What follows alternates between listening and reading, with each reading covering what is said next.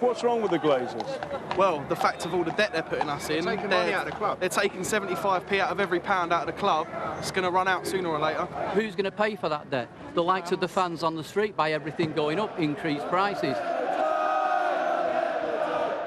Until 2005, Manchester United was one of the few clubs entirely debt-free. And then along came Malcolm Glazer, affectionately known back home in the US as the Leprechaun.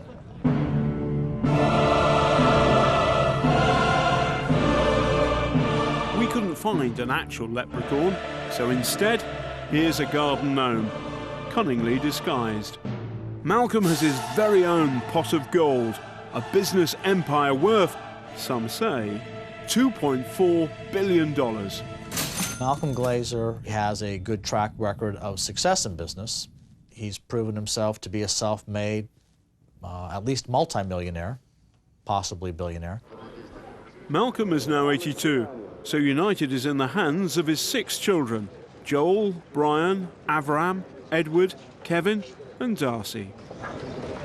All directors of the club, Team Glazer, are a bit on the reclusive side. They rarely do interviews. So we've substituted them too. I've wanted Matt done when they've been here for matches. What are they like? What did you make of them? United cost £800 million, but the Glazers didn't even pay half of that out of their own pocket.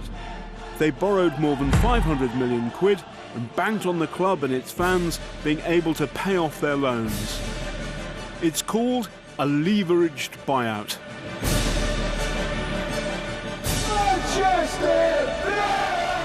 When the Glazers first took over, some fans gave a considered view of its merits.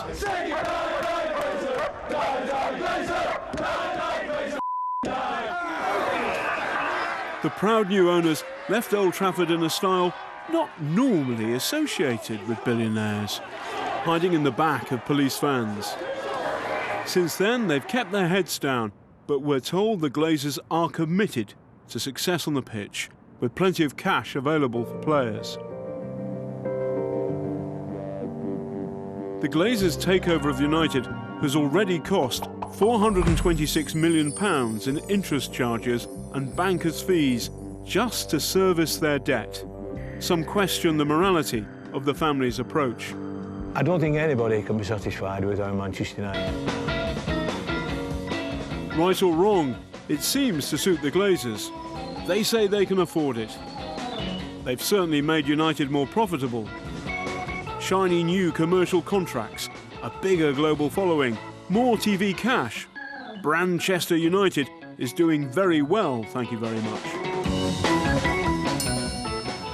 Neither the Glazers nor anybody else at Manchester United would be interviewed for this programme. United's chief executive recently defended the Glazers' record. The owners that we have at Manchester United have been true to their word since they took over the club in 2005. You know, they've brought commercial expertise and commercial benefit to us in a number of areas, and we've seen our revenues grow significantly. He can say that again. Ticket prices have risen by more than a third since the takeover. If it wasn't for the fans, the Glazers wouldn't be able to afford United. But luckily for the owners, the fans keep on coming. Come on, United! You don't get your ashes scattered at Tesco's, but you do at a football club because it's one of those things which gives life meaning. And I think it's just morally wrong for people to be asked to spend more and pay more as a result of that noble feeling, simply because somebody else thinks that they're suckers. And that's exactly what's happened at Manchester United. I'm a service engineer and I have to scrimp and scrape to get here, and nobody's going to come here and stop me getting to support the club that I love. But what are they complaining about? Under the Glazers, United has been extraordinarily successful on the pitch, winning 3 league titles, 3 league cups and the Champions League. Brilliant. But to some fans, that's beside the point. When Ronaldo was sold for 80 million quid last summer, fans noted he wasn't replaced by another star player. Worries about United's piggy bank began to grow. Green gold scarves, £2.50. Green and gold, £2.50. Then this January, fans erupted. green and gold, the biggest revolt English football has ever seen. 158,000 have signed up so far. United fans have abandoned red and white, the club strip, reverting back to the colours the team wore in 1878. Even the club dismisses green and gold campaigners as a vocal minority. So what was it that made the fans angry? This bond document. In January, the bond raised 500 million quid for the Glazers to rejig United's debts. But city rules meant the club's books were laid bare for all to see. The Red Devil lay in the detail. The way I would assess the Glazers' ownership of Manchester United is to look at how much money they've put into the club versus how much they've taken out. And they've put nothing in, and they've taken huge amounts of cash out. We want Glazer out, and we want Glazer out! What really stuck in some throats was the revelation that in 2008, the family, billed as billionaires, had personally borrowed 10 million quid from United, the world's most indebted club. But even worse for supporters, the bond allows the Glazers to take out yet more cash to pay off their debt. This year, that could top £100 million. The problem with the bond issue is that it's opened the door to Manchester United's vault.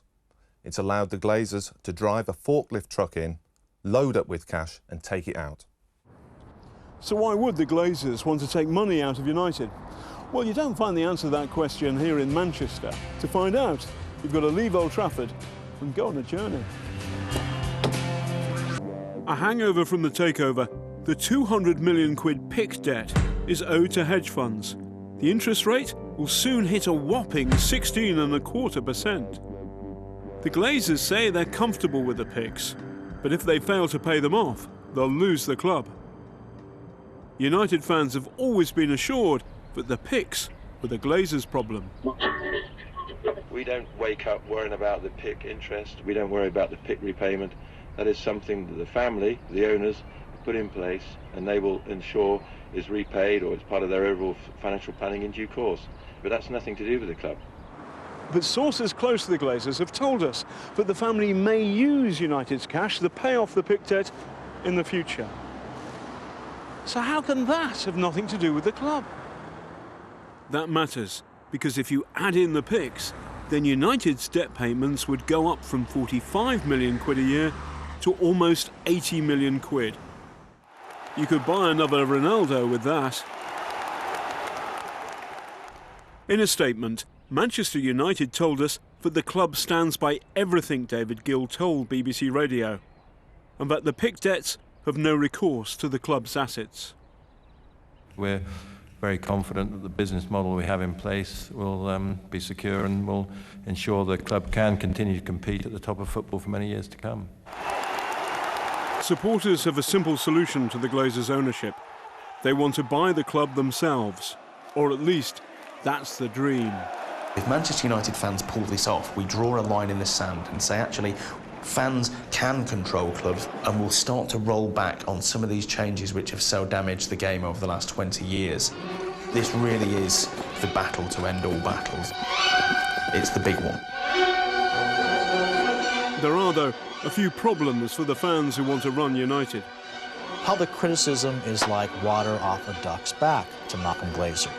Will the Glazers just go away? No, the Glazers will not just go away. They're up against one of America's most hard-boiled dynasties.